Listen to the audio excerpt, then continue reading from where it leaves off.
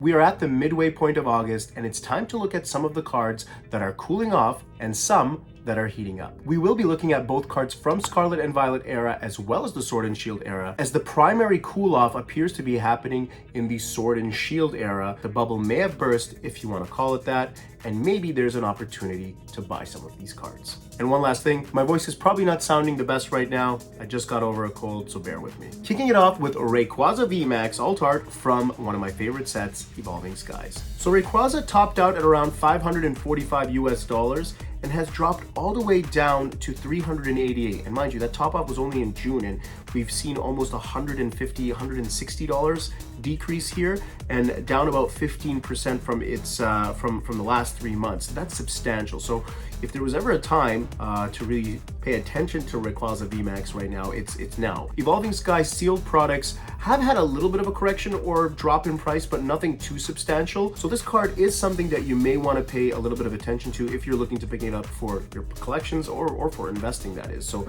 again, Rayquaza VMAX, one of the cards that are cooling off right now.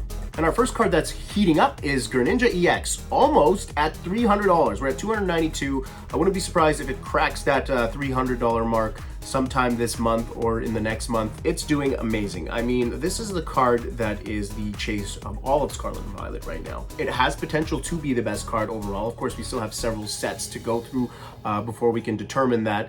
And right now, it's leading the pack by a substantial amount. I don't think the next card is worth even $200 to be chasing this one down. So again, it has a huge lead currently for the #1 spot.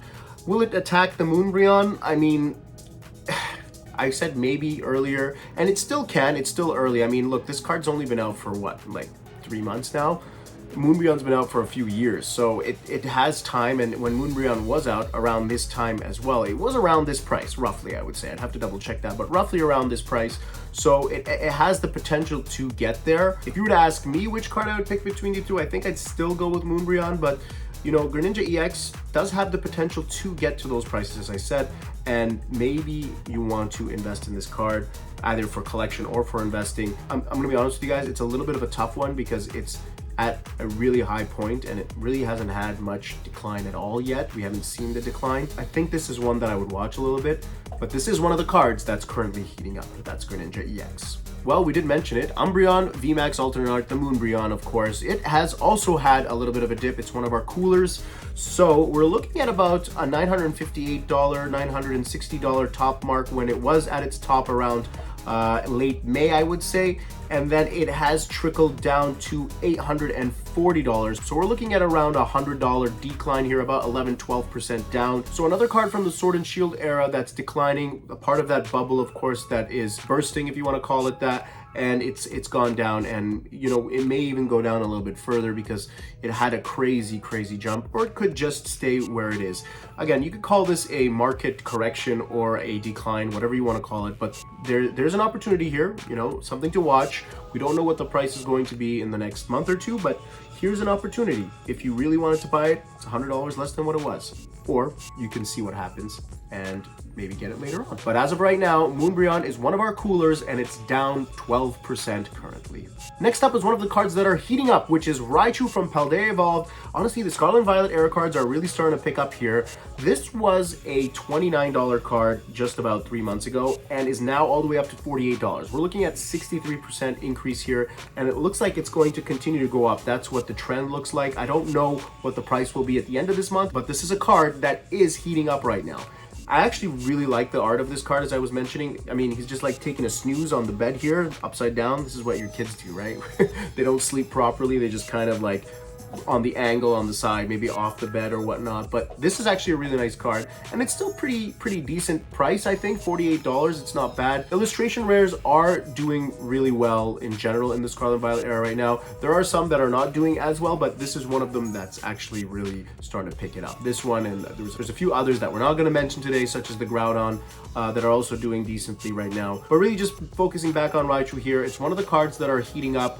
We are about 63% up in the last 3 months. It seems that all the cards that are cooling off are from the Sword and Shield era, which makes sense for the most part. Giratina V, Altart from Lost Origin, also taking a bit of a hit right now, or a market correction, whichever you want to call it, as I said. Topped out around that $480-ish mark, and now is currently down to $371 US. About $100 or $110 market decline here, 22%. I think it's hard to call that a correction. I think a correction, would be around that 10% mark, but really 22% down in the last month. That's a bubble burst. That's a decline for sure. And again, this is an opportunity.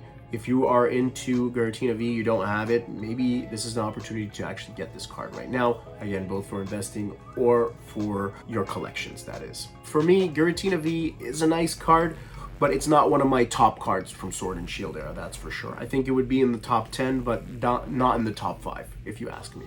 And I haven't actually pulled it either, so maybe there's a little bias there. No, I'm just kidding. But seriously, it's in the top 10 for me, not in the top 5. Here is another card that is heating up. Kieran from Twilight Masquerade is actually doing really well over the last 3 months. So it actually wasn't one of the bangers from Twilight Masquerade. It was kind of one of those mid cards. It was at $33 at one point, but now it's currently at $53. So again, it has had an increase, about 18% since the beginning of the month. So this is one of those cards that's actually heating up. And you may see it starting to trickle down a little bit as there are more waifu cards coming out, such as Cassiopeia or Penny, as they call her. With that card as well, be cautious when buying it. I know it's above $100 right now.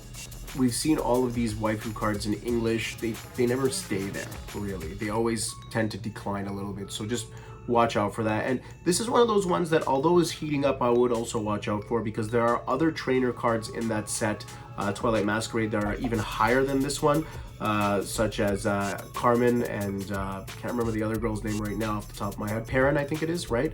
And they are actually above this card. So in the top 5 from Twilight Masquerade, 3 out of the top 5 cards are actually trainer cards, interestingly enough. So it is something to look out for. I don't think they'll stay in those positions. They may slowly start to decline at one point, and Eevee will start to take over a couple of them. This is one of the cards that is currently heating up right now. How can we talk about Sword and Shield cards without talking about Gengar VMAX Altart? So this one over here also down about 25%. Huge decline from what it was before. And it was a $406 card about 3 months ago, and now we're looking at $304. This is one of those ones that, you want to call it a correction or not. This is more than a correction. 25% is pretty heavy, and it's down. And it goes back to what I was saying earlier. It's one of those cards that if you're looking to add to your collections, you either want to watch it or add it now, because it's down quite a bit. Of course, when we talk about Gengar and Fusion Strike, it is a very difficult set to pull from, and the price of the product hasn't increased substantially, and you can still pick up a booster box anywhere from that $250 to $300 mark. So if you are looking to pick up this card, it may be best to pick it up rather than try to chase it, because the booster box and the card itself are almost the same price right now. And the last card we're going to look at is Charizard EX from Pokemon 151, and I want you to really be cautious with this one, because although it's on an upward trend, and it's up actually 22% over the last 3 months, sitting at $125, that is. 151 has had a lot of talk about the reprint, restock, whichever one you want to call it, and this is one I want to caution you guys about. It is on an upward trend right now, and of course there's a bit of that yo-yo effect going on with it as well in the last 3 months, but I would caution you guys with buying this card right now, because we don't really know what's going to happen with the 151 set. I would say watch this card right now and see how it does over the next month, and then maybe make a decision on whether you want to buy it or not. And if that reprint does happen or that restock, then maybe you want to go and try and chase it and pull it, because it's still relatively affordable prices for the 151 items. So yeah, this is a card that you can still potentially pull for a relatively decent price for sealed product, rather than buying the card itself. But if that restock or reprint doesn't happen, which at this point I highly doubt, then we will see this card skyrocket. And if it does happen, then you may see this trickle down a little bit further. So that's Charizard EX for you. I've given my opinion on it before. I'm not too crazy about it. Some people will love it, and some people will just think that it's whatever. For me, my favorite card from 151 was between the Blastoise and the Venusaur, actually. They're really nice. Alakazam actually does really well, as well as Zapdos. I mean, they're all actually pretty good now that I think about it, but the Charizard is actually pretty low ranked for me out of those ones. I would say this would be probably the 5th my fifth favorite card from the set. So for today, we looked at the cards that are both cooling off and heating up. The cards that are from the Sword and Shield era are the ones that are cooling off, and the ones from the Scarlet and Violet era are all the ones that are actually heating up right now. So something to really look at and consider in general for both of these series. For me, I've been lucky enough to have majority of these cards with the exception of the Giratina V. I don't have that card yet, so it's something that I want to think about if I want to add to my collection or not. I think I will watch it a little bit further to see what happens. That's just my opinion, of course. And let me know what your thoughts are on some of these cards and if you'll be going for any of them or if there are any other cards that you may be going after right now. Anyways, folks, if you like the content, don't forget to give me a like and subscribe. My name's TRV, and we'll see you next time. And lastly, sorry for my voice being super crappy.